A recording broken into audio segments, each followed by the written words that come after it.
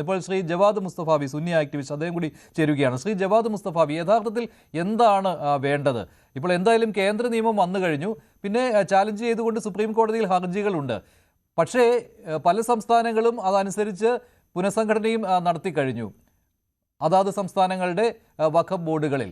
കേരളം വിട്ടു നിൽക്കുകയായിരുന്നു. പക്ഷേ കേരളം ഇത്തരത്തിൽ വഖഫ് ബോർഡ് പുനഃസംഘടിപ്പിച്ചപ്പോൾ കേന്ദ്ര നിയമം അനുസരിക്കുന്നു എന്ന് പറയുകയും അതിൽ പക്ഷേ ഈ അമുസ്ലിങ്ങളെ നിയമിക്കാതിരിക്കുകയും ചെയ്തു. അതാണല്ലോ ഇപ്പോൾ ഹൈക്കോടതി തടഞ്ഞു എന്ന് തന്നെ പറയാം. അത് പ്രവർത്തനം മുന്നോട്ട് കൊണ്ടുപോകരുത് എന്നതാണല്ലോ. സുപ്രീം കോടതിയിലേക്ക് ഹർജി പോയിരിക്കുകയാണ്. ഇപ്പോൾ വഖഫ് ബോർഡ് നേരിട്ട് ഹർജി കൊടുത്തിട്ടുമുണ്ട്. അത് മറ്റുള്ളവർ കൂടി അതിൽ കക്ഷി ചേരാൻ വരുന്നു. യഥാർത്ഥത്തിൽ എന്താണ് ഈ സംഭവിക്കുന്നത്? ഇക്കാര്യത്തിൽ നിങ്ങളുടെ ആവശ്യം എന്താണ്? എങ്ങനെ വേണം സംസ്ഥാന സർക്കാർ ഇക്കാര്യത്തിൽ ഇടപെടാൻ എന്നാണ് ഞാൻ ആമുഖമായി പറയുന്നത്. കേരളത്തിന് പരിചിതമല്ലാത്ത വർഗീയ വിദ്വേഷം നിറഞ്ഞൊരു അന്തരീക്ഷം കേരളത്തിൽ രൂപപ്പെട്ടു തുടങ്ങിയിരിക്കുന്നു എന്ന് തെളിയിക്കുന്നതാണ് വഖഫുമായി ബന്ധപ്പെട്ട ചർച്ചകളും ആ ചർച്ചകളിൽ പലപ്പോഴും നിറഞ്ഞു നിൽക്കുന്ന ചില മുഖങ്ങളും ആ കേസിൽ താല്പര്യം കാണിക്കുന്ന ആളുകളും എല്ലാം കേരളത്തിൽ സംഭവിക്കുന്ന ഗുരുതരമായ ചില മാറ്റത്തിന്റെ പ്രകടമായ അടയാളങ്ങൾ കൂടിയാണ്.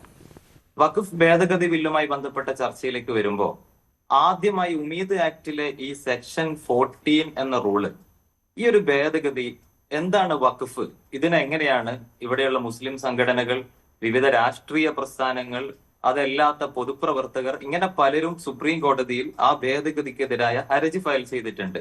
മുസ്ലിങ്ങളുടെ വിശ്വാസപരമായി അവർ സമർപ്പിക്കുന്ന ഒരു സ്വത്ത് അത് കൈകാര്യം ചെയ്യുന്നിടത്ത് രണ്ട് നോൺ മുസ്ലിംസ് വേണം എന്ന ഒരു നിർബന്ധ നിയമം കൊണ്ടുവരുന്നത് മതവിശ്വാസികളുടെ ഭരണഘടനാപരമായ അധികാരത്തെ റദ്ദ് ചെയ്യുന്നതാണ്.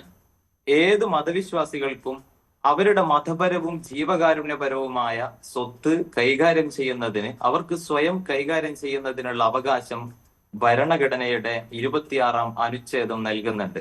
അതിനെ റദ്ദു ചെയ്യുന്നു എന്ന ഒരു പ്രശ്നം അതിലുണ്ട്. രണ്ടാമത്തത് അമിതമായ ഒരു രാഷ്ട്രീയ ഇടപെടൽ അതിലുണ്ട്. മൂന്നാമത്തത് ഈ ഇതുമായി ബന്ധമില്ലാത്ത വിശ്വാസപരമായി സമർപ്പിക്കുന്ന ഒരു സ്വത്ത് കൈകാര്യം ചെയ്യേണ്ടതിനെ കുറിച്ച്, അതിന്റെ നിയമങ്ങളെ കുറിച്ച് ധാരണയില്ലാത്ത ആളുകളെ നിർബന്ധപൂർവം അതിലേക്ക് കൊണ്ടുവരിക എന്നൊരു വൈരുദ്ധ്യമുണ്ട്. നാലാമത്തത് വളരെ അപകടകരമായ ഒന്ന് മുസ്ലിം സമൂഹത്തോട് കാണിക്കുന്ന ഒരു വിവേചനമാണ്.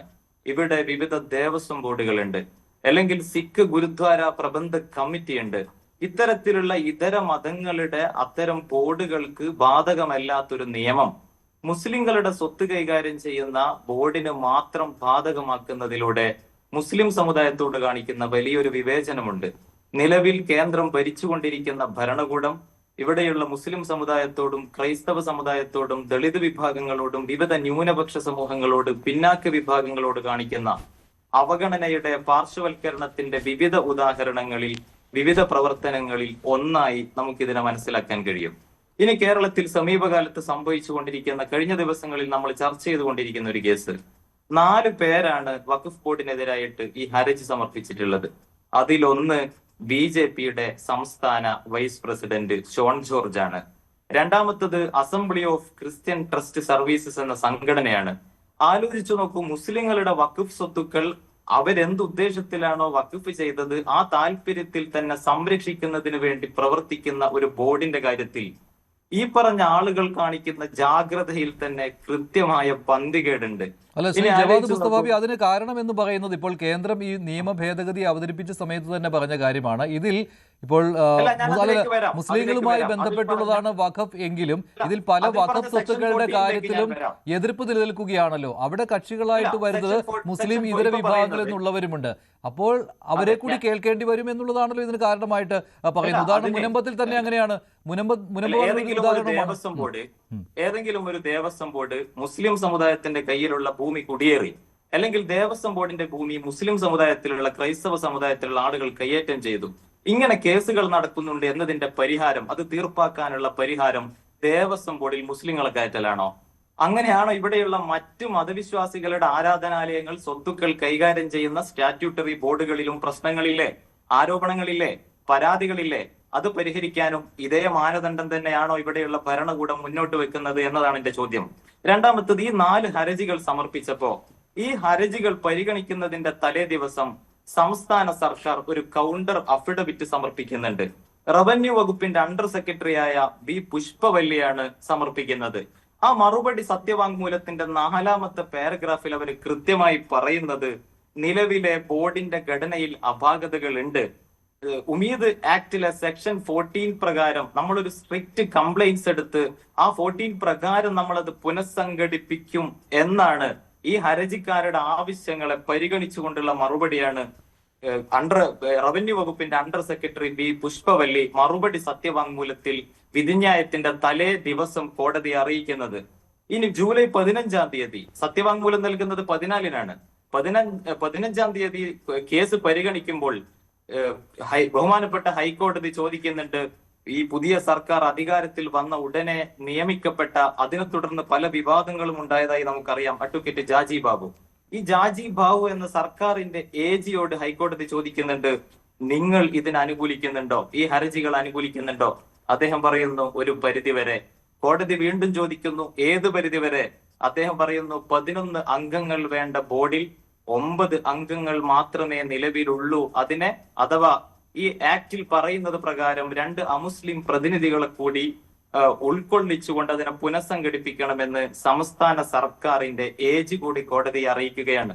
പക്ഷെ അങ്ങനെ ഉണ്ടായിട്ടുണ്ടോ ശ്രീ ജവാദ് മുസ്തഫാബി? ഞാൻ അന്വേഷിച്ചപ്പോൾ ഇപ്പോൾ അവർ പറയുന്ന ന്യായീകരണം എന്ന് പറയുന്നത് ഇതിൽ അമുസ്ലിങ്ങൾ എന്നുള്ളത് മാത്രമല്ല, ഷിയ, ബോറ തുടങ്ങിയ ഇതര വിഭാഗങ്ങളെ കൂടി ഉൾപ്പെടുത്തണം എന്നുള്ളത് കൂടി ഉണ്ടല്ലോ.